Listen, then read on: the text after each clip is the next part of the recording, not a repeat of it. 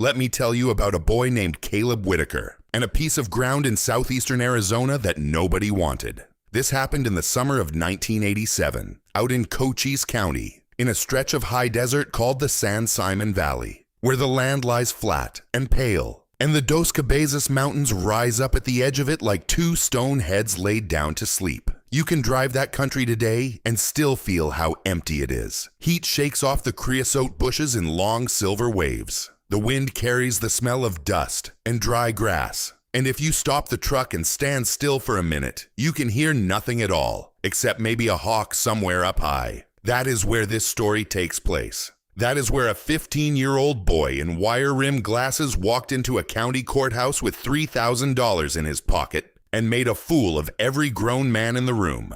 Now here is what you need to understand about Caleb. He was not a special boy. He was thin and quiet and tall for his age. With dark hair, he cut himself with kitchen scissors and wire-rimmed glasses that had once belonged to his grandfather. He lived alone with his mother, Nora Whitaker, in a small adobe house at the base of the mountains on 40 acres of rocky ground his grandfather Elias had owned since 1946. Elias had been an old prospector, one of the last of them, a man who spent his whole life walking the Dos Cabezas with a hammer and a notebook, looking for things most people did not believe were there. He died in 1981. The 40 acres passed to Caleb's father. Caleb's father was named Edgar, and Edgar was not a prospector. Edgar was an engineer. He had gone to school in Tucson and studied hydrogeology, which is the science of water and rock, and how the two move through each other underground.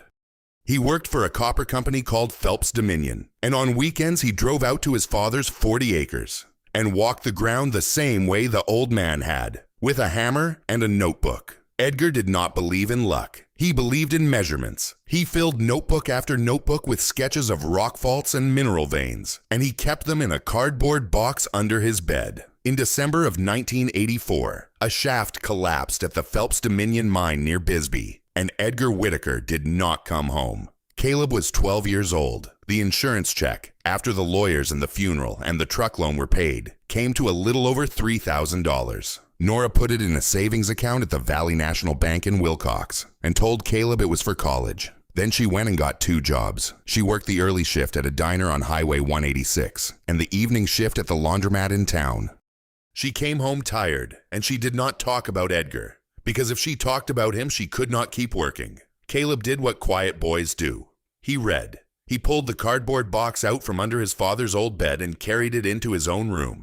And for 2 years, every night after his mother fell asleep, he read his father's notebooks by the light of a single bulb. He did not understand all of it, but he understood enough. He understood that his father had been looking for something specific on those 40 acres, something that was not copper and not silver and not gold. The notebooks talked about pegmatite veins and mica schists, about rare earth elements with strange long names, neodymium, dysprosium, yttrium. There were small samples wrapped in newspaper in the bottom of the box, each one labeled in Edgar's careful pencil hand with a date and a coordinate. Caleb did not know yet what any of it was worth.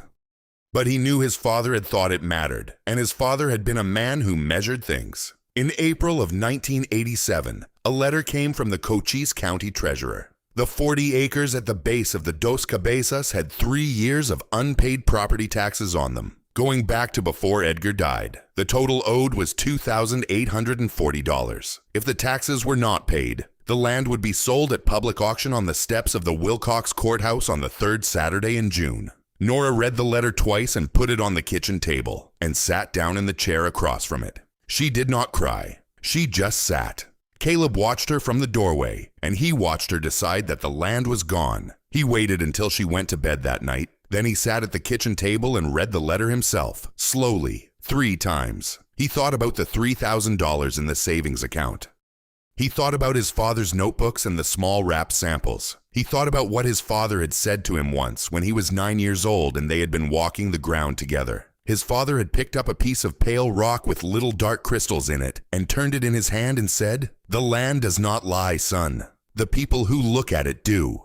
In the morning, before his mother left for the diner, Caleb told her he wanted to use the college money to buy back the 40 acres at the auction. Nora looked at him for a long minute, the way mothers look at sons who have just said something that is going to cost them.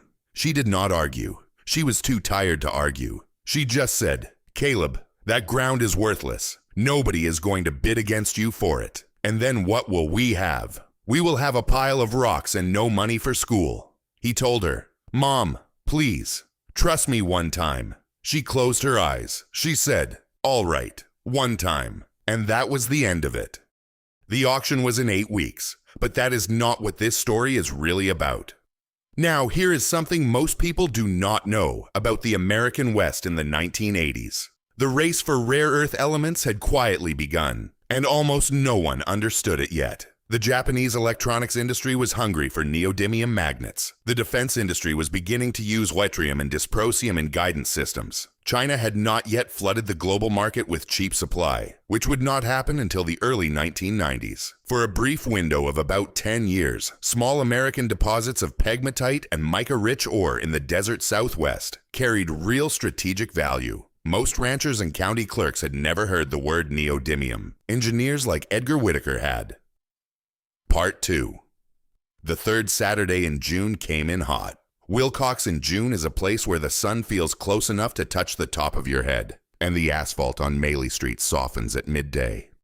The courthouse was a low brown brick building with a flagpole out front and a row of cottonwoods that shed white tufts across the sidewalk. The auction was set for 10 in the morning on the front steps. Caleb and his mother drove in from the valley in their old gray Ford pickup, the same truck Edgar had bought used in 1979. Caleb wore his church shirt and the wire rim glasses, and he carried a brown paper envelope with $3,000 in cash because the county treasurer would not take a check. Nora stayed in the truck. She told Caleb she did not want to watch. She gave him a kiss on the side of the head and told him to remember the lot number and to count his money twice. Then she rolled up the window and turned her face the other way. Caleb walked up the courthouse steps alone. There were maybe 20 people gathered there already, mostly ranch hands and small-town speculators. The county clerk was reading the rules out loud from a clipboard.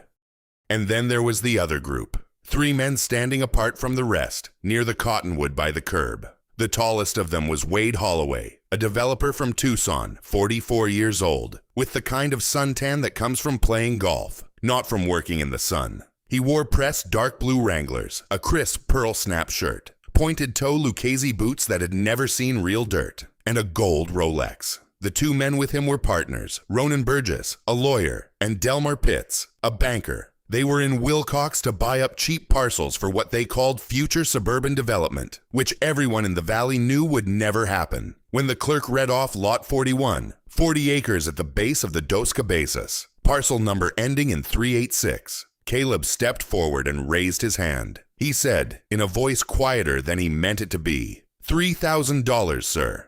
The clerk paused. He looked at the boy. He looked at the clipboard. He looked at the crowd. The minimum bid had been listed as $2,840. Caleb had bid more, which meant the auction opened at his number. Wade Holloway laughed. It was the kind of laugh a man does when he wants the crowd to know he finds something funny. His partner Ronan smirked behind his hand. Delmar shook his head and grinned. Wade turned to the crowd and said, loud enough for everyone to hear, "Well, boys, looks like we got ourselves a young rancher here. What you gonna grow on that lot, son?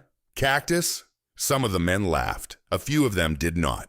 An older rancher in a worn straw hat at the back of the group looked at Caleb and looked at the ground and said nothing. The clerk asked, "Do I have any other bids on Lot 41? Wade made a show of looking at his watch. He turned to Ronan. He said, loud again, "I don't know, boys. You think we should go 3,010 just to be sporting about it?" Ronan laughed. Delmar laughed harder. They did not bid.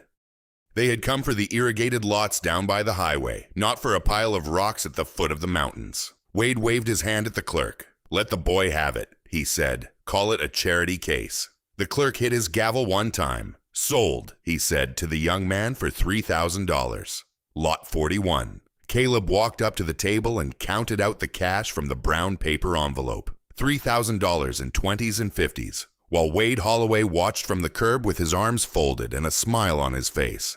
The clerk gave Caleb a yellow carbon copy receipt and a property transfer form. Caleb folded both into his shirt pocket. He walked back down the steps past Wade Holloway, and Wade said, real friendly, "Hey son, you ever decide you want to sell that pile of rocks, you let me know.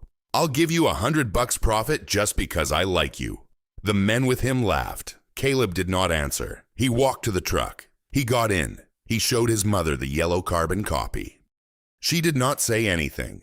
She just started the truck and drove home. Now this is the part most people would skip over. But the slow middle of a true story is where the real work happens. What Caleb did that summer is the whole reason this story exists. He did not celebrate. He did not tell anyone at school. He did not even tell his mother what he was doing on the 40 acres. He just got up at 4 in the morning, before the sun came over the Dos Cabezas, and he walked the land. He carried his father's notebooks in a canvas bag and his grandfather's old prospecting hammer. Edgar's hand-drawn map showed 11 pegmatite outcrops, each marked with a small inked X. Caleb visited everyone. He took chips of rock with the hammer the way his father had shown him, wrapping each chip in newspaper and labeling it in pencil with the date and the coordinate. By the end of July, he had 43 samples laid out on the floor of his bedroom in neat numbered rows.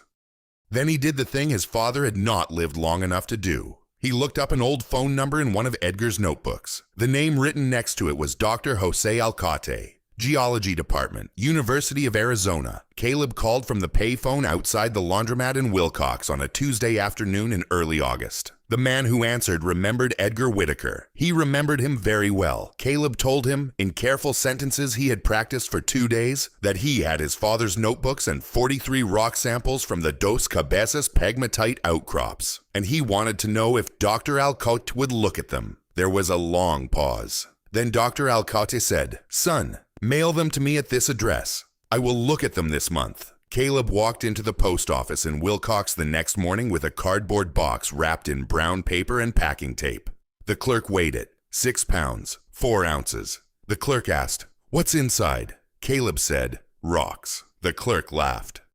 He stamped the box and tossed it on the cart for Tucson. Caleb paid the postage in coins. He walked back out into the heat. He did not know it yet, but the long, quiet middle of the story was almost over. There is a thing worth knowing about pegmatite. Pegmatite is a type of igneous rock formed when the last and richest fluids of a cooling granite body crystallize very slowly in pockets and fractures. Because the cooling is slow, the crystals grow very large, sometimes to the size of a fist or a forearm. Pegmatites are the most common natural source of rare earth elements: beryllium, lithium, and tantalum. Most pegmatites are barren. A small percentage carry economic concentrations. Old prospectors learned to read the texture of the rock, the color of the mica, the geometry of the vein by feel. Modern geologists confirm it with a spectrometer. Edgar Whitaker had known it both ways. Part 3. The first letter from Tucson came in the 3rd week of August. It was typed on University of Arizona letterhead and signed by Dr. Jose Alcate in blue fountain pen ink. The letter said, in careful and measured language, that the preliminary analysis of the samples was unusual enough that Dr. Alcate wished to come to the property himself with 2 colleagues in early September. He asked Caleb to suggest a date. Caleb wrote back that same evening on a sheet of school notebook paper and proposed Saturday the 12th. He mailed the letter from the post office on Friday morning. Dr. Alcate and his 2 colleagues arrived in a white University Suburban a little after 7 on the morning of September 12th. Caleb was waiting for them at the cattle gate at the bottom of the dirt track that led up to the 40 acres. He wore the same wire-rimmed glasses and a clean t-shirt, and his father's old work boots, which still did not quite fit him. Dr. Alcate was a short, stocky man of about 60, with silver hair and a brown leather satchel and a quiet voice. He shook Caleb's hand and said, "You have your father's mouth, son. Around the eyes you look like your grandfather." They spent the whole day on the property. The 2 colleagues, Dr. Teresa Marston from the engineering school and a graduate student named Henry Lynn, carried a portable mass spectrometer in a hard case and a portable X-ray fluorescence gun about the size of a hand drill. They went to each of the 11 outcrops Caleb had mapped from his father's notebooks. At each one they read the rock with the X-ray gun, and they took fresh samples in clean white bags. They did not say much while they worked. They wrote numbers down in a clipboard. Around noon, Nora brought them iced tea and turkey sandwiches and watched them eat in silence. In the late afternoon, Dr. Alcate sat down on a flat slab of granite at the 7th outcrop and asked Caleb to sit next to him. He took off his hat. He said, "Son, I want to be careful about what I tell you, because nothing is certain until the lab in Tucson runs full geochemical assays. But the X-ray readings from these 11 outcrops are very consistent and very unusual. Your father was right. There are economic concentrations of neodymium, dysprosium, and yttrium in these pegmatite veins, and there is significant beryllium in the schist around them. He paused. He looked across the valley toward the Dos Cabezas. He said, "This is a real deposit, Caleb. I am going to need to bring in the United States Geological Survey to confirm it. But this is real." Caleb did not say anything for a while. He looked at the granite under his boots. Then he said, "What is it worth, sir?" Dr. Alcate said, "I cannot answer that question yet, son. It depends on the grade, the tonnage, the recovery rate, the market. But if I had to give you a number for what a small American mining company would pay to develop this deposit on a royalty basis over 20 years, I would say somewhere between $20 and $30 million.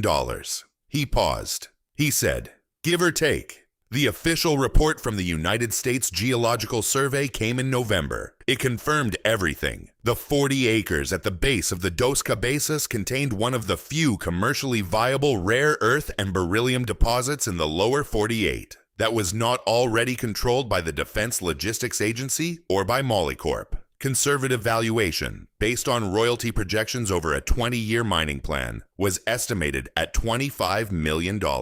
The story did not make the front page of any newspaper. It did not make the Tucson papers because Dr. Alcate had asked his colleagues to be quiet for the boy's sake. But word moved through the small geological and mining community of the American Southwest the way water moves through cracked stone, slow and quiet, and then everywhere at once. The first phone call to the Whitaker house came on the 15th of November. Nora answered. A man identified himself as a representative of a mining consortium based in Denver and asked to speak to the owner of the property. Nora said, "The owner is 15 years old and he is at school." The man asked if she was the boy's legal guardian. She said yes. The man offered to fly her and Caleb to Denver, all expenses paid, to discuss a purchase of the property. Nora said, "My son is not selling." Then she hung up. Wade Holloway came to the house himself on a Sunday afternoon in late November. He drove up the dirt track in a black Cadillac Seville. He did not call ahead. He knocked on the screen door wearing the same Lucchese boots and a wool sport coat with the collar turned up against the cold.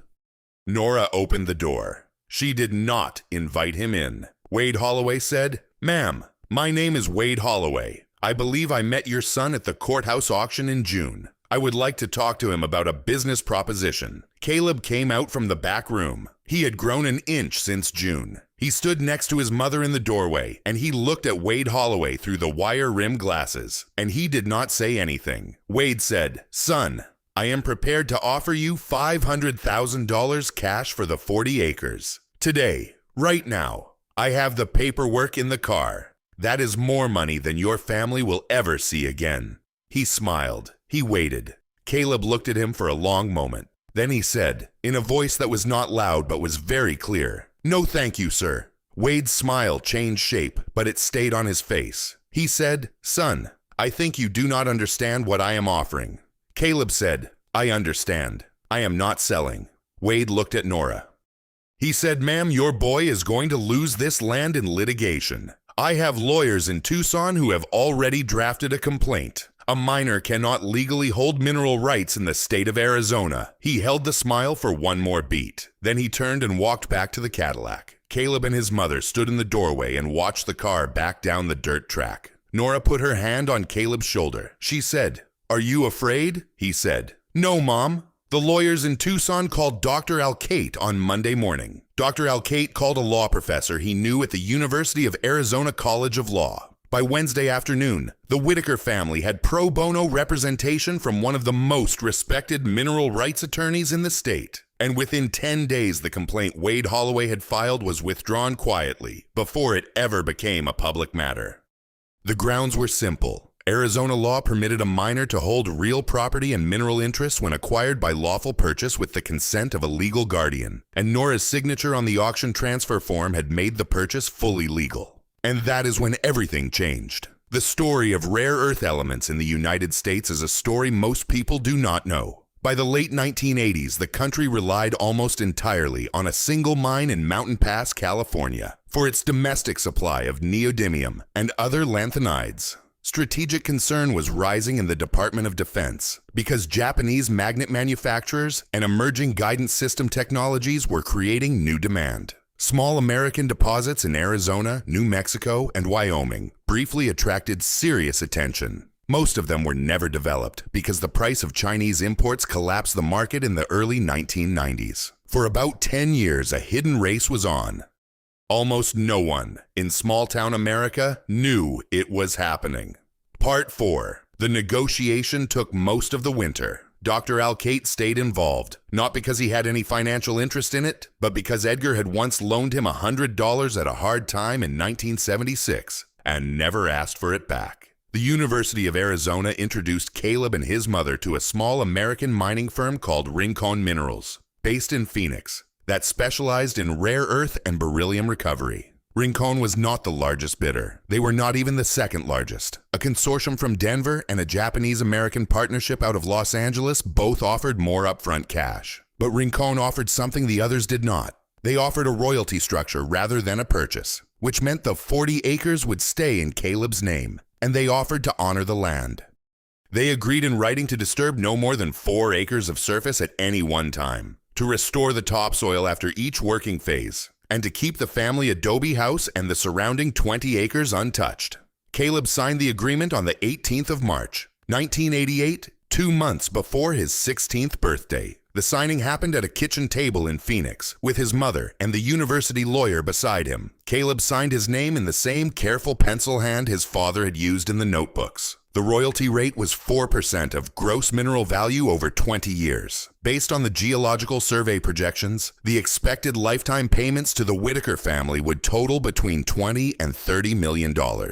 Now I want to tell you what Caleb and Nora did with the first money that came in, because this is the part of the story that makes it matter. The first royalty check arrived in October of 1988, after the first phase of mining had begun on the easternmost outcrop. The check was for $87,000. It was the most money either of them had ever seen at one time. They did not buy a new truck. They did not move out of the adobe house. They fixed the roof because it had been leaking for 3 years. They replaced the water pump on the well, which had been failing all summer. Nora quit the laundromat job, but she kept the early shift at the diner because she said she would lose her mind if she did not have somewhere to go in the morning. Caleb went back to school in the fall and finished his junior year and his senior year at Willcox High and graduated in the spring of 1990. He was not the valedictorian. He was somewhere in the middle of his class. He drove the same old gray Ford pickup his father had bought used in 1979. The other kids did not know about the royalty checks because Caleb did not tell them. The principal knew. A few teachers knew. They did not say anything either. In the fall of 1990, Caleb did 2 things that nobody in Cochise County would ever forget. The first was that he enrolled at Cochise College in Douglas, the local 2-year community college, and started taking geology courses. He did not go to Stanford or to MIT or to any of the schools that wrote him letters after the story finally leaked. He went to the community college 20 miles from home because his mother needed him close and because he wanted to be there. The second was that he used $300,000 of the first year's royalties to establish a permanent scholarship fund at Cochise College for the children of miners and ranch hands in the 4 southeastern counties of Arizona. He named the scholarship the Edgar Whitaker Memorial Fund. He did not put his own name on it. The scholarship still exists today, almost 40 years later, and it has paid full tuition for more than 200 students. Wade Holloway tried to sue one more time, through a different firm in Phoenix, in 1991. He claimed that he had been the original underbidder at the auction, and that the county had failed to disclose the mineral survey, neither of which was true. The case was dismissed in 3 months. Wade Holloway's development company filed for bankruptcy in 1994. The last anyone heard, he had moved to Las Vegas and was selling timeshare condominiums. Ronan Burgess, the lawyer, sent Caleb a handwritten letter in 1993. It was a short letter. It said only this: "Son, I was one of the men who laughed at you on those courthouse steps. I have thought about that morning many times in the years since. I am sorry. I hope you are well." Caleb wrote back a 1-line reply. He wrote, "Thank you for the letter, sir. Be well." He kept Ronan Burgess's letter folded in the back of one of his father's notebooks. Now, the day everyone in Willcox remembers is the day in the late summer of 1992 when the Rincon Minerals trucks rolled up the dirt track to the 40 acres for the start of the second phase. And Caleb, 20 years old by then, stood at the cattle gate with his mother and watched them come. A reporter from the Arizona Daily Star had come out from Tucson. She asked Caleb if he had a comment. She asked him what he had learned. Caleb thought about it for a long minute. He took off the wire-rimmed glasses and cleaned them on the front of his shirt and put them back on. He said, "My father told me one time when I was a little boy that the land does not lie. The people who look at it lie." He paused. He said, "That is all I learned. That is the whole thing." The reporter wrote it down in her notebook. She thanked him. She drove back to Tucson. The article ran on a Sunday in September of 1992 and was reprinted in 3 other newspapers across the Southwest. People still cut it out and keep it folded in drawers in old houses in the San Simon Valley. If you go to Willcox today and drive east on Highway 186 and turn off at the gravel road that runs north toward the Dos Cabezas, you will pass a cattle gate with a small wooden sign that reads only Whitaker. The adobe house is still there. The 40 acres are still there. The mine has been closed for almost 10 years now because the rare earth market collapsed when China flooded the world with cheap supply, and Rincon Minerals paid out the last royalty in 2008. Caleb still lives on the property. He works as the part-time county geologist in Cochise County. He is a quiet man in his 50s now, with gray at his temples and the same wire-rimmed glasses, and a wife from Bisbee and 2 daughters in college. His mother Nora passed away in the fall of 2014. She was buried next to Edgar in the small cemetery outside Willcox. On the kitchen table in the adobe house, in a small cleared space between the coffee cup and the salt shaker, there is a worn cardboard-covered notebook. The cover is faded brown, and on the front in pencil it says, in a careful engineer's hand, E. Whitaker, Dos Cabezas, 1983. The notebook is open to a page near the middle. Between the pages is a single dried sprig of creosote, pressed flat by years, brittle now. Caleb laid it there the morning after Dr. Alcate first came out with the spectrometer, and he has never moved it. He sits at that table every morning and drinks his coffee and looks at the notebook, and then he goes to work. That is the whole story. A boy with $3,000, his father's notebooks, and a piece of ground nobody wanted. The men who laughed are gone. The boy is still there. And the land has not lied to anyone, not once, in 100 years. The rare earth boom of the late 1980s and early 1990s is now largely forgotten, but it changed several small American towns forever. In southeastern Arizona alone, 3 families became wealthy from pegmatite-hosted mineral deposits that had been mapped and ignored for half a century. Most of those families kept quiet about their good fortune. Most reinvested in their communities rather than in themselves. There is a pattern in the rural West that outsiders rarely notice. When fortune comes to a desert family, it usually comes quietly, and it usually stays close to home.